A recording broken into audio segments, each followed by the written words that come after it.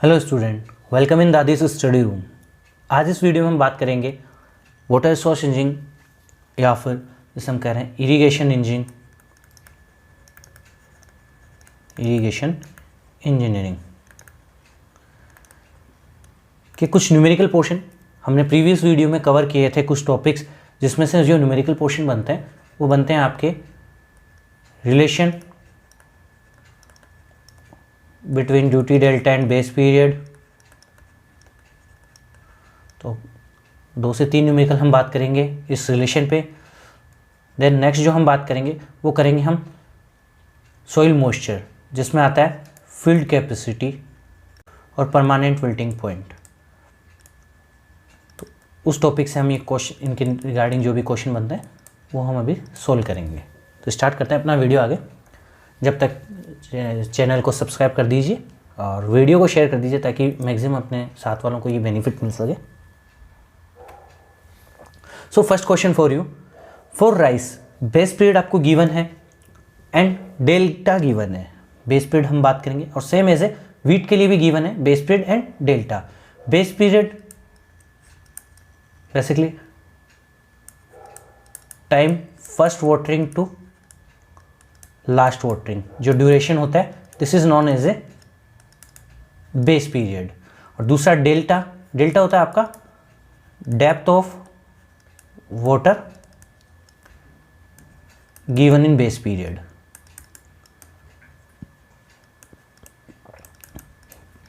Delta को measure किया जाता है मीटर में, बेस पीरियड आपका मेजर किया जाता है डेज में। रिलेशन हमने ऑलरेडी पढ़ चुके थे हम, वो था del equals to means delta equals to 8.64 B by D. इसी फॉर्मूले को हम अब कन्वर्ट करेंगे क्योंकि हमें क्या पता है, हमें यहाँ से बी की टर्म पता है और डेल्टा पता है। हमें यहाँ ड्यूटी निकालनी है, what is the duty for particular crops. तो हमारा फॉर्मूला बन जाएगा 8.64 बी बाय डेल्टा। तो जस्ट वैल्यू पुट करनी है हमें, बी की value 140 days and the del जो आपका गिवन है 1.34। तो वैल्यू पुट करेंगे। सो आपके सामने क्लियर यहाँ आंसर आ रहा है।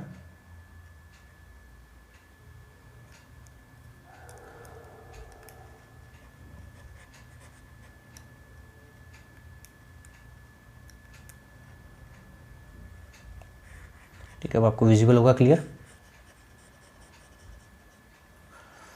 सो पर्टिकुलर बात की जा रही है राइस के लिए duty 8.64 B by del 140 divide by 1.34 and जो करेक्ट आंसर इसका जो आ रहा है वो आ रहा है 902.686 हेक्टेयर पर क्यूमेक। तो बेसिकली आपको सबसे पहले ये रिलेशन पता होना चाहिए duty delta and base period का, क्योंकि जब तक आपको रिलेशन नहीं पता होगा आप क्वेश्चन को आगे अटेम्प्ट नहीं कर पाएंगे। कोई भी क्वेश्चन हो, आपको चाहे कंपटीशन एग्जाम हो चाहे किसी सेमेस्टर एग्जाम में आपको पूछे जा रहा हो, इस फॉर्मूले की इंपॉर्टेंस सबसे ज़्यादा रहेगी आपके लिए।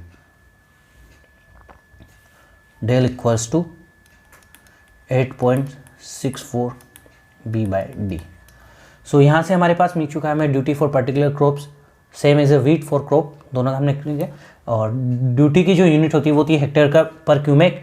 Duty is known as a area irrigated by 1 cumec water. So इसी से रिलेटेड दूसरा क्वेश्चन है। इसमें आपके क्वेश्चन की बात करें, राइस के लिए पर्टिकुलर कुछ एरिया गिवन है और यहाँ क्वेश्चन हम पूछे area irrigated under rice is 1200 hectare. Means जो एरिया राइस के लिए इरीगेटेड है वो किया गया है 1200 हेक्टेयर। और पूछा है रिक्वायर्ड क्वांटिटी ऑफ वाटर। तो बेसिकली हमें यहाँ से बात करेंगे, तो उससे पहले मैं आपको थोड़ा सा क्लियर करता हूँ। हमने एक डेफिनेशन पढ़ी थी ड्यूटी के लिए हमने पढ़ा था ए क्यूमेक वाटर से कितना हेक्टेयर एरिया इरीगेट किया जा सकता है। ड्यूटी की जो यूनिट थी वो थी आपकी हेक्टेयर पर क्यूमेक। सो हेक्टेयर यूनिट होती है आपकी एरिया की और क्यूमेक होता है आपका डिस्चार्ज या क्वांटिटी। डिस्चार्ज या क्वांटिटी, वॉल्यूम, डिफरेंट मेजर्स में यूज़ किया जाता है ये। तो बेसिकली अगर मैं यहाँ से एक दूसरा रिलेशन जो मेरे पास आया वो क्या बना, duty equals to area by discharge या क्वांटिटी जो भी। तो आप देख रहे हैं इस क्वेश्चन जो आपकी रिलेशन बना है इससे मैं इस क्वेश्चन को सोल्व कर सकता हूँ, क्योंकि प्रीवियस जो क्वेश्चन था उससे रिलेटेड है ये, जिसमें हमें ड्यूटी पता है फॉर राइस इसमें राइस के लिए बात की है, तो राइस के लिए हमें ड्यूटी पता है जो अप्रोक्स थी अपनी 902 पॉइंट जो भी था 833। एरिया आपको पता है यहाँ पे 1200 हेक्टेयर और डिस्चार्ज आपको यहाँ पे फाइंड आउट करना है। तो सिंपल आप इसको कैलकुलेशन में करेंगे तो आपके सामने यहाँ आ जाएगा टोटल इसका क्वांटिटी ऑफ वाटर जो रिक्वायर्ड रहेगा। तो this is the duty air area by discharge Q निकाला। तो दैट मीन्स यहाँ पे आपको डिस्चार्ज की जो क्वांटिटी है वो रिक्वायरमेंट रहेगी 1.33 मीटर क्यूब पर सेकेंड, क्योंकि डिस्चार्ज आपका cumec 1 metre cube per second equals to 1 cumec या 1 cumec equals to 1 metre cube per second. किसी भी आप यूनिट में यहाँ पे आंसर रख सकते हैं। नेक्स्ट क्वेश्चन की बात करते हैं। Find delta of a crop if duty is 1800 hectare per cumec and base period is 130 days. Already हमें रिलेशन पता है, del equals to 8.64 B by D. तो यहाँ से हम बात करते हैं 8.64 इंटू जो हमारे बेस पीरियड है वो है हमारे पास 30,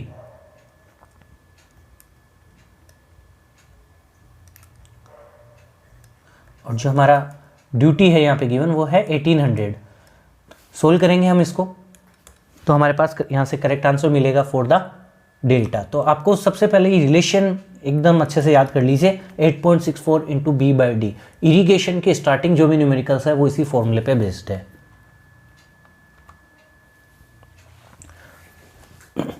तो यहाँ से जो करेक्ट आंसर आ रहा है वो आ रहा है 0.624 मीटर।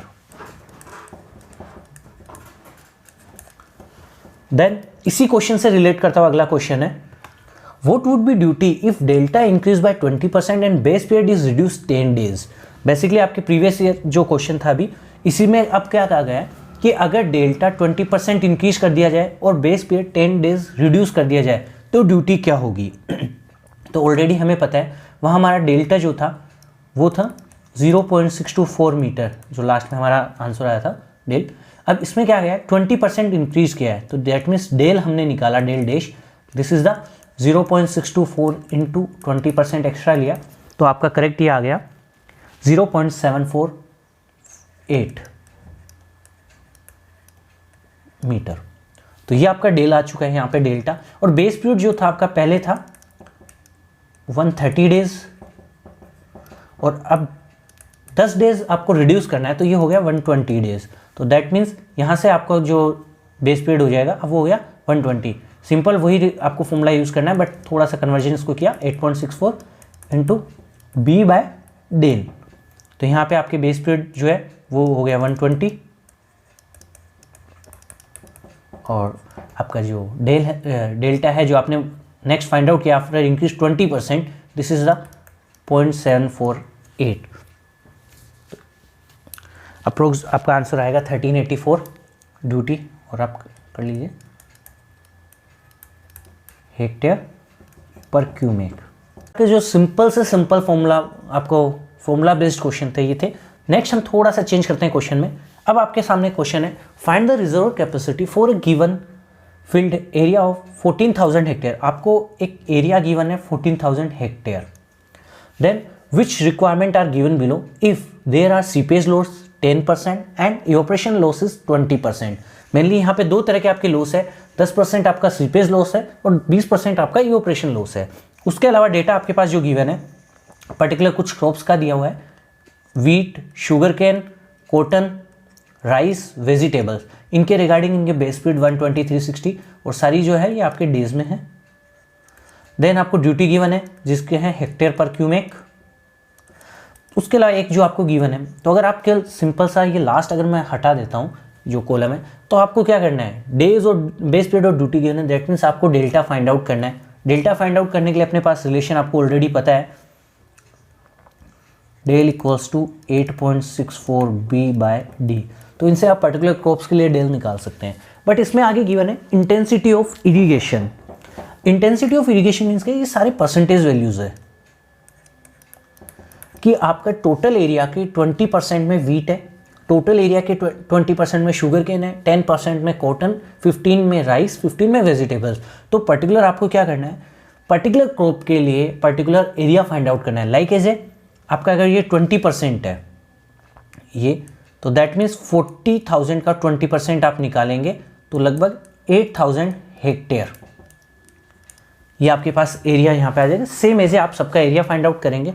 तो फर्स्ट हम फाइंड आउट करते हैं सभी का डेल, मीन्स इन सबका डेल्टा जो है वो फाइंड आउट करते हैं। जस्ट सामने मैंने किया है, एरिया फाइंड आउट कर लिया सभी का। लाइक एज जो 40,000 हेक्टेयर एरिया है, इसका 20% मैंने फाइंड आउट किया 8,000, 10% 4,000, 15% 6,000 और यहाँ 15% 6,000। ये सभी का एरिया ऑलरेडी फाइंड आउट किया है। अब निकालते हैं इनका डेल्टा कि डेप्थ ऑफ वाटर कितना वहाँ पे अवेलेबल रहा। तो ये पर्टिकुलर सभी क्रॉप्स का आपका डेल रिलेशन ऑलरेडी आपके सामने, डेल इक्वल टू 8.64 B/D। आपको जस्ट वैल्यू पुट करनी है भाई 120, D 1800, तो आपके पास वीट का आएगा 0.56, सबकी यूनिट मीटर में है। तो इस तरह से 5 जो आपकी क्रॉप्स गिवन है, इन क्रॉप्स का आपको सबसे पहले डेल्टा निकालना है। देन आपको क्वेश्चन में पूछा है रिजर्व कैपेसिटी एक तरह से। सो जस्ट अब आपको क्या करना है, इन सभी जो आपने डेल निकाला है इनको मल्टीप्लाई कर दीजिए पर्टिकुलर एरिया से। क्यों? सिंपल सा, एरिया की अगर मैं बात करूँ, एरिया होता है किसी चीज़ का, अगर मैं बात करूँ L/B, और अगर मैं इसमें वॉल्यूम मुझे चाहिए किसी का वॉल्यूम, तो क्या हो जाता है एरिया इंटू H, हाइट कोई पर्टिकुलर। तो यहाँ पे यही तो किया मैंने। जस्ट डेल क्या है आपका, डेप्थ है। डेल जो आपका है वो यहाँ पे एक तरह से डेप्थ ऑफ वाटर है, और एरिया पर्टिकुलर गिवन है, तो आप पर्टिकुलर उसका वॉल्यूम निकाल सकते हैं। कि मान लीजिए एक फील्ड है, इसका एरिया आपको पता है, और इसमें आपने कितनी डेप्थ तक वाटर गिवन है, तो उस वाटर का वॉल्यूम आ जाएगा आपके सामने। तो यहाँ से मैंने जस्ट किया, इन सब के साथ पर्टिकुलर वो वॉल्यूम जो भी था वो मल्टीप्लाई किया उनका एरिया के साथ। तो आपके पास यहाँ टोटल वॉल्यूम जो रिक्वायर्ड आया वो है 40344। तो ये तो टोटल क्वांटिटी रिक्वायर्ड है उन क्रॉप्स को, कि मीन्स इतना तो क्रॉप्स को वाटर चाहिए। लेकिन आपने जब क्वेश्चन हमने किया था तो क्वेश्चन में कुछ चीज़ मेंशन हुई थी, वो था कि कुछ लॉस के बारे में हमें बताया गया था कि 20 लॉसेस के 10% और 20% लॉस हुए थे। तो रिजर्वर कैपेसिटी की अगर मैं बात करता हूँ तो दैट मीन्स एक मैंने रिजर्वर बनाया जहाँ पे मुझे total volume of water store करना है। ठीक है, ये मेरा फील्ड है, और ये पर्टिकुलर आपकी कोई भी केनाल या सोर्स जिससे आपको सप्लाई जहाँ से कर रहे हैं, ये मान लीजिए केनाल है, और ये आपका रिजर्वर। तो आपके पास जो रिक्वायरमेंट आई अभी वॉल्यूम, ये है आपका यहाँ पे, कि यहाँ पे आपको 40,344 हेक्टेयर मीटर वाटर की रिक्वायरमेंट है। तो दैट मीन्स ये पॉसिबल नहीं होगा कि अगर आपको इतना रिक्वायरमेंट है आप रिजर्वर इतने का बनाएंगे। क्यों? क्योंकि अगर ये केनाल लॉसेज या जो भी लॉसेज है ये सब नेग्लिजिबल होते हैं यहाँ पे, तो पॉसिबिलिटी थी कि आप इतनी कैपेसिटी का आप कोई रिजर्वर बना सकते थे। बट आपके वहाँ लॉसेज हो रहे हैं, तो दैट मीन्स रिजर्वर की कैपेसिटी कुछ चेंज होगी। तो हम ये नहीं करेंगे कि जस्ट कि 40,344 हेक्टेयर मीटर है, इसका 10% और 20% मीन्स 30% हम उसको इंक्रीज करके बना देते हैं। तो ये आपका यहाँ पे क्वेश्चन गलत हो जाएगा। अब इसके लिए मैं थोड़ा सा वापस क्लियर करता हूँ।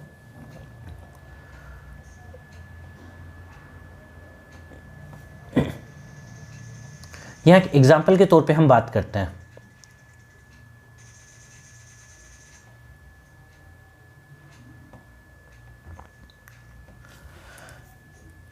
पर्टिकुलर वही फील्ड है, मैंने यहाँ अज्यूम किया ओनली कि जो लॉसेज है वो 10% है, और जो फील्ड में आपको रिक्वायर वाटर था वो था 100 क्यूमेक। तो डेफिनेटली हम जो बात करेंगे उसमें ये है 100 क्यूमेक वाटर के लिए अगर आपको कैपेसिटी की भी 10% ऐड कर देते हैं। तो जस्ट मैं एक ट्राई करता हूँ, 100 का 10% निकाला 10, तो दैट मीन्स अगर मैं इस फील्ड को जो रिजर्वर है यहाँ 110 क्यूमेक का बना देता हूँ तो सफिशिएंट होगा। बट यहाँ आपके जो आपने अगर रिवर्स केस में देखा तब तो आपको लगा सही है। बट अब मैं चलता हूँ वापस से, यहाँ से रिजर्वर से मैंने टोटल डिस्चार्ज दिया 110 क्यूमेक, और मुझे पता है फील्ड में पहुँचने तक 10% का लॉस होगा। तो दैट मीन्स 110 का मैंने फिर से 10% निकाला, तो ये आया आपका 11 क्यूमेक। मतलब 11 क्यूमेक वाटर जो है मेरा वो लॉस हो जाएगा। तो फील्ड में मेरे पास पहुँचा ओनली 99 क्यूमेक। तो दैट मीन्स मेरे को लॉस हो रहा है 1 क्यूमेक का, जबकि मुझे तो 100 क्यूमेक। अगर 100 क्यूमेक से पानी आप कम देंगे तो आपकी क्रॉप्स की जो वो उसको प्रॉपर यील्डिंग नहीं होगी, मीन्स जो आप चाह रहे थे प्रोडक्शन वो नहीं होगा, क्योंकि आपने वाटर की जो क्वांटिटी है वहाँ पे कम सप्लाई की है। तो दैट मीन्स इसको हम जस्ट अब रिवर्स करते हैं। इसको करना कैसा है, आपका मान लीजिए 100 क्यूमेक है, तो इसको अगर मैं सीधी डेफिनेशन से करूँ, यहाँ पे एक x क्यूमेक वाटर है मेरा कोई, उसमें से 10% लॉस होने के बाद मेरा आंसर आ रहा है 100 क्यूमेक। दैट मीन्स मैं ये कह सकता हूँ कि मेरे फील्ड में 90% वाटर ही अवेलेबल है अभी। तो दैट मीन्स ये 100 जो है ये किसी x का 90% है। तो दैट मीन्स x इंटू, क्योंकि 10% का तो लॉस हो जाएगा आपका, यह आपका 100 क्यूमेक है, क्योंकि 10% लॉस होने के बाद अवेलेबल जो वाटर है वो 90% है, तो 100। तो यहाँ से अगर मैं x फाइंड आउट करता हूँ तो अप्रोक्स आपका 101 क्यूमेक वाटर की यहाँ रिक्वायरमेंट होगी। तो ये 110 का नहीं बनके कितनी कैपेसिटी का बनेगा, 111। तो इसी क्वेश्चन को आपको कुछ इस फॉर्मेशन में करना है। लाइक इसको मैं लिख सकता हूँ x equals to 100 into 100 divide by 90, या 100 हटा के मैं 0.9 भी लिख सकता हूँ। तो सेम ऐसे किया हुआ है। आपका टोटल वाटर जो है 40,000, तो यहाँ मैंने बात की है x का। अब आपके लॉस कितना हो रहा है, लॉस हो रहा है 10 और 20%, that means 80% water into 90% water is equals to 40354, so 344 है ये। तो यहाँ से हम इसको सोल्व करेंगे तो ये आएगा हमारे पास, तो x इक्वल्स टू, और ये 80 और 90% जैसे जाएंगे तो आपके पास आएगा 56,047 हेक्टेयर मीटर आपको वाटर रिक्वायरमेंट है। क्योंकि ऑलरेडी आप यहाँ देख रहे हैं जो यूनिट है एरिया हेक्टेयर में और ये मीटर में, तो आपकी यूनिट बनी हेक्टेयर मीटर। अगर हेक्टेयर को मीटर क्यूब में, मीटर स्क्वायर में चेंज कर सकता हूँ तो 10 की पावर 4 मीटर स्क्वायर। तो यहाँ से ये मीटर क्यूब में, वॉल्यूम ऑलरेडी मीटर क्यूब में होता है, तो आप कन्वर्ट कर सकते हैं। तो इस क्वेश्चन को आप थोड़ा सा क्लियर करिएगा, क्योंकि यहाँ पे जो लास्ट पोर्शन आता है यहाँ पे आपको काफ़ी दिक्कत आ सकती है। तो इसको आप जब भी क्वेश्चन करें तो आप माइंड में थोड़ा सा चेंज करके करें, अदरवाइज डायरेक्ट हम क्या करते हैं, जो आया उसका 10% निकाल के ऐड कर देंगे, वो आपका थोड़ा सा रॉन्ग हो जाएगा। देन अगला क्वेश्चन है, a discharge of 15 cumec is release at the head of canal if duty of field is 1800 hectare per cumec and losses are 30%, determine area that can be irrigated. तो basically इसमें आपको करना क्या है, already हमने अभी बात की थी, ड्यूटी इक्वल्स, ड्यूटी की यूनिट होती है हेक्टेयर पर क्यूमेक, और उसी के बेसिस पे एक रिलेशन हमारे पास आया था एरिया बाय डिस्चार्ज। तो डायरेक्टली हमें बस ये यूज़ करना है। तो यहाँ से हमें एरिया फाइंड आउट करना है, area equals to duty into discharge. तो ये तो हमारा डायरेक्ट फॉर्मूला, लेकिन यहाँ पे अब थोड़ा सा वापस चेंज करते हैं। 15 क्यूमेक का डिस्चार्ज है, बट उसमें भी 30% का लॉस है। तो दैट मीन्स आपके कुछ वाटर जो है टोटल आपका नहीं पहुँचा है, कुछ लॉस के साथ पहुँचा है। तो मैं यहाँ कह रहा हूँ ये 70% वाटर ही आपका फील्ड में जा रहा है। तो आपका डिस्चार्ज जो होगा यहाँ पे क्यू, वो कितना होगा, 15 इंटू 70%, क्योंकि 30% तो आपका लॉस हो जाएगा, फील्ड में तो आपके पास पहुँचेगा इतना ही। तो ओवरऑल आपकी बात करें 15 है, तो 10.5 क्यूमेक वाटर आपके फील्ड में पहुँचेगा। तो ड्यूटी आपकी 1800 और डिस्चार्ज है 10.5। तो ऑलरेडी यहाँ से आप जैसे पूरा सोल्व करेंगे तो आपके पास आंसर आएगा 18,900 हेक्टेयर, क्योंकि हेक्टेयर बाई क्यूमेक, और ये क्यूमेक से क्यूमेक कट जाएगा। तो आपके आंसर जो आएगा area total, this is the 18,900 hectare. ये क्वेश्चन थे आपके base duty delta and base period relation.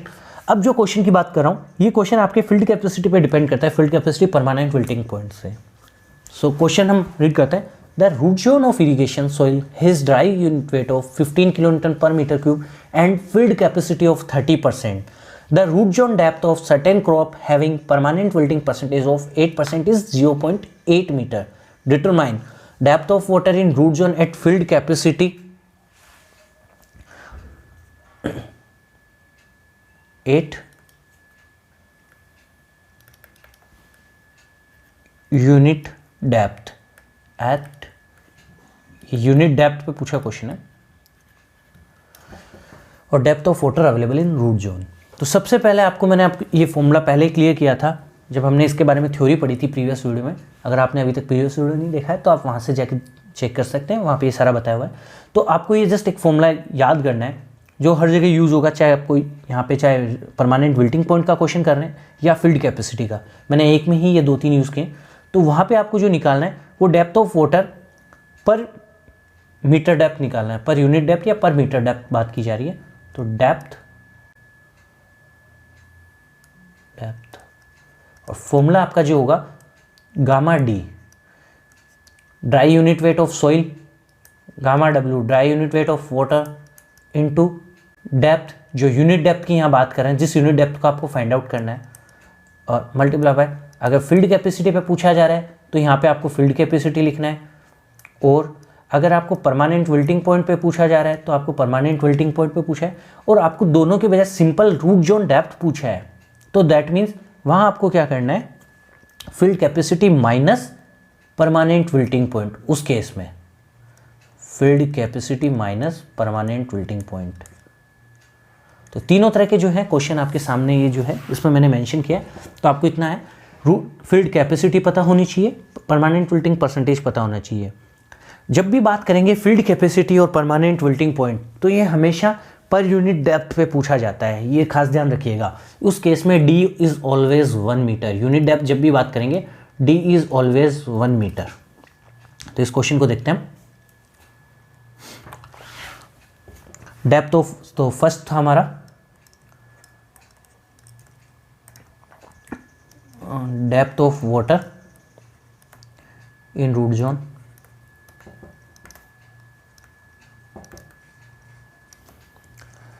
Eight field capacity. सबसे पहले बात की जा रही है फील्ड कैपेसिटी पे, तो हमारा फील्ड कैपेसिटी पर यूनिट डेप्थ,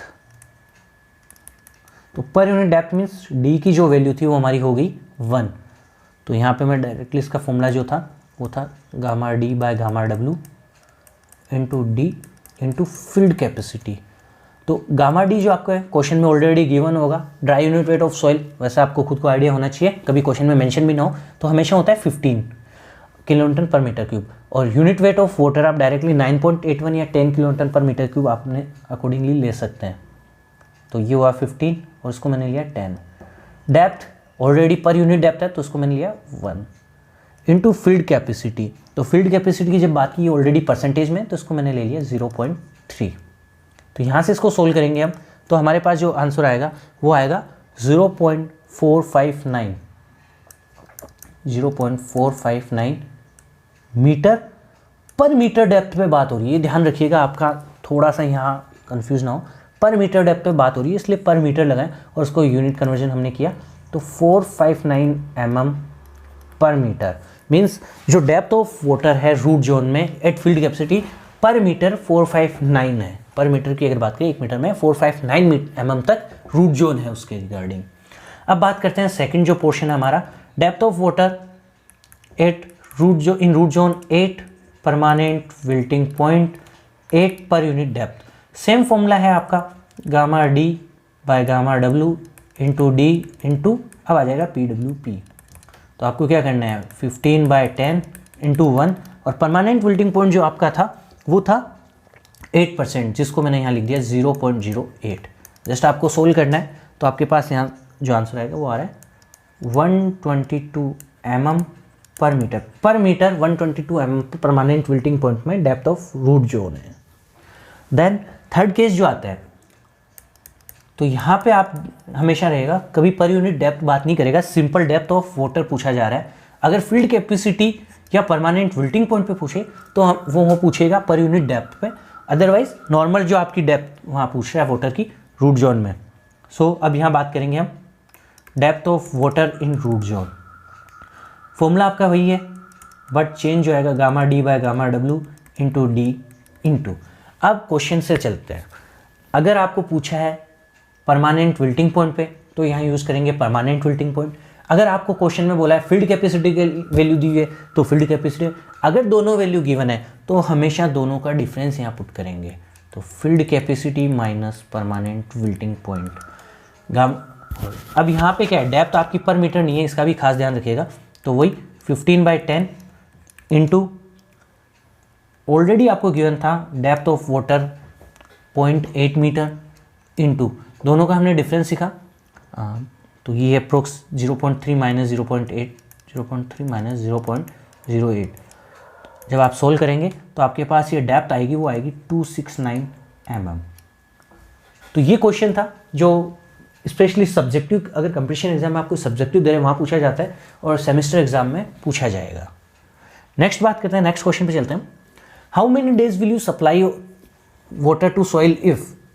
इसमें बोला गया है कि आप जनरली क्या होता है, जो इरीगेट करते हैं, किसान वगैरह करते हैं, उसको एक आइडिया हो जाता है कि इतना पानी है, इतने दिनों बाद मुझे वापस से अनाज सप्लाई करनी है। बट अकॉर्डिंगली हम टेक्निक पूरा निकालते हैं इंजन से, तो हमें पूरा डेज हमें आइडिया हो जाता है कि इतना विल्टिंग पॉइंट है तो इतने दिनों बाद सप्लाई करनी चाहिए हमारी मैक्सिमम प्रोडक्ट के लिए। तो इस क्वेश्चन में आपको बोला गया है कि कितने दिनों बाद आपको वापस सप्लाई करनी है अगर field capacity 27%, permanent wilting point is 14%, dry unit weight of soil 15 kilonewton per metre cube, depth of root zone 75 centimetre और daily consumption by crop 11 mm। That means आपको ये सब दिया है और ये भी बोला है क्रॉप जो है वो डेली कंजप्ट कर रही है 11 mm। तो इस क्वेश्चन को करने के लिए हमें क्या करना है, आपको सबसे पहले यहाँ चाहिए रैम। रैम होता है आपका readily available moisture. RAM, readily available moisture. जब आपको मैंने थ्योरी बताई थी वहाँ मैंने कहा था अप्रोक्सी 70 to 80% हम यूज़ करते हैं जो भी मॉइस्चर वहाँ अवेलेबल है। और अवेलेबल मॉइस्चर मीन्स हो गया दोनों का डिफरेंस, फील्ड कैपेसिटी और परमानेंट विल्टिंग पॉइंट। क्योंकि ये मैंने कहा था आपका वहाँ मिनिमम केस पे आ जाएगा परमानेंट, ये आपका यूजफुल है वाटर। तो ये डिफरेंस इनका कि मिनिमम को आप हटा देंगे वहाँ से तो आपके पास होगा वो अवेलेबल रहेगा एनी टाइम, उसका 80%। तो 80% ऑफ FC माइनस PWP। तो फर्स्ट फॉर्मूला आपका यहाँ पे यूज़ होगा। तो जस्ट आपको इसको सोल्व करना है, 27 माइनस 14 जो 13% इंटू 80% उसका निकालेंगे तो ये आपका आ जाएगा यहाँ पे 10.4%। अब आपको क्या चाहिए वापस से, ये तो 80% था लेकिन अवेलेबल कितना रहेगा। दैट मीन्स ये तो आपका 10.4 बार रेडियल रहेगा बट आपकी मैक्सिमम कैपेसिटी है 27 जो यूजफुल है, उसमें से ये फिर से डिडक्ट हो जाएगा ये खास। तो आपका यहाँ पे जिसमें हम M naught moisture available is field capacity minus rem, तो आपके पास यहाँ आ जाएगा 27 माइनस 10.4 16.6% आपका वाटर वहाँ पे मॉइस्चर जो है वो अवेलेबल रहेगा। ये रेडिली अवेलेबल मॉइस्चर होता है जहाँ पे 80% इफिशियंसी ली जाती है, मैक्सिमम जो आप बात कर रहे हैं वो रहेगा 16.6%। अब उसके बाद आपको सिंपल वही फॉर्मूला अभी आपने जो यूज़ किया था already, depth of water stored in root zone already निकालना है। तो यहाँ पे आपके gamma D by gamma W into D into, अब यहाँ पे अवेलेबल मॉइस्चर, ये जो FC माइनस PWP रख रहे थे हम, मैंने कहा था तो ये क्या है, एक तरह से अवेलेबल मॉइस्चर ही है। तो इसी चीज़ को मैंने अब क्या कर दिया, ये मैक्सिमम आ गया यहाँ पे कि मैक्सिमम आपका इतना हो सकता है क्योंकि रेडिली होता है 80% बट मैक्सिमम एम नॉट। तो अब आपको क्या करना है, जस्ट ये वैल्यूज पुट करनी है, ऑलरेडी आपने निकाला। गामा डी 15/10 इंटू डेप्थ आपको गिवन थी 75 सेंटीमीटर, तो ऑलरेडी उसको जो भी कन्वर्जन तो 0.75 ने लिख दिया, इंटू जो आया था आपका अवेलेबल मॉइस्चर 0.166। पूरा सोल्व करेंगे हम तो यहाँ से हमारे पास डेप्थ आएगी 11.9 सेंटीमीटर। सेंटीमीटर में रख लीजिए, वैल्यू mm में रख लीजिए। सेंटीमीटर में मैंने इसलिए कन्वर्ट किया है क्योंकि ऑलरेडी आपका जो डेली कंजप्शन बाय क्रॉप है वो 11 mm है, तो उसको भी हम कन्वर्ट कर लेंगे जिस हिसाब से। यहाँ पर्टिकुलरली आप चाहें तो यहाँ पे इसको mm में कन्वर्ट कर लीजिए, तो ये आ जाएगा 119 mm। फॉर्मूले आपको ये याद रखना है, मेनली आपको दो फॉर्मूले अच्छे से याद करना है। एक तो आपको ये जिसमें gamma D by gamma W into D into available moisture, दूसरा आपका relation between duty delta and base period. तो यहाँ पे आपको क्या करना है, जस्ट अब करना है आपको वाटर फ्रिक्वेंसी, कितने दिनों बाद आपको अपना वहाँ पे वापस से वाटर देना है, वाटर फ्रिक्वेंसी। तो जस्ट आपको टोटल अवेलेबल कितना है 119, डेली कितना कंज्यूम कर रहा है 11, तो आप यहाँ से सिंपल निकलेंगे 10.82 आपका आएगा।